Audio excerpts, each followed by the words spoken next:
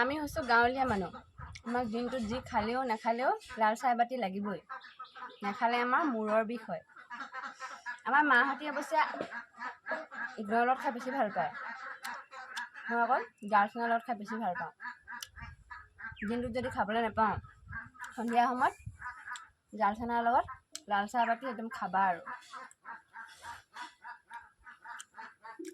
আজি বৰ তুলি আছোঁ। এবাতি শেষ হ'বগৈ আৰু।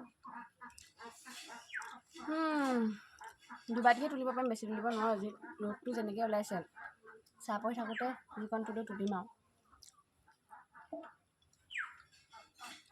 মোৰ কোৱাৰ লগে লগে হাঁহখিনিও মাত লগাই গৈছে, শুনিছে নহয়? গাঁৱলীয়া মানুহ যে এফালে হাঁহে মাতিব, এফালে কুকুৰা মাতিব।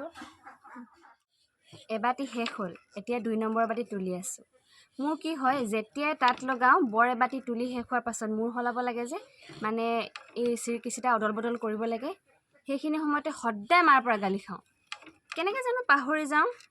আগতে বোলে এনাই মাহঁতক মাৰিছিলে, মানে তাঁতৰ কিবা কথাত যদি খেলি মেলি লগায়, মূৰ সলাবলৈ থাকি গ'লে হলি মাৰি আৰু চিপকাঠিয়ে মাৰে।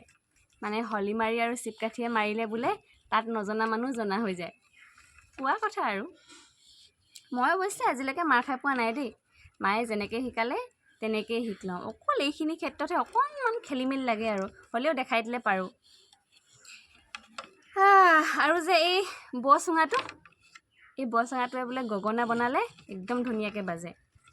আমি আগতে সৰুতে গগনা বনাবৰ কাৰণে বচুঙা বিচাৰি ফুৰোঁ। কোনেও নিদিয়ে আৰু কোনেনো দিব। ইমান কষ্টকৈ বনাই লয়, এনেকুৱা গোলকৈ সমান পাবলৈও নাই বচুঙা। ইমান কষ্টকৈ বনাই লয়হে, কোনেনো দিব। আগতে মাহীহঁতৰ পৰা মনে মনে চুৰ কৰি আনোঁ গগনা বনাবৰ কাৰণে। পাছত যেতিয়া গম পায়, পূৰা গালি খাওঁ। হ'লেও আৰু গগনা বজামেই।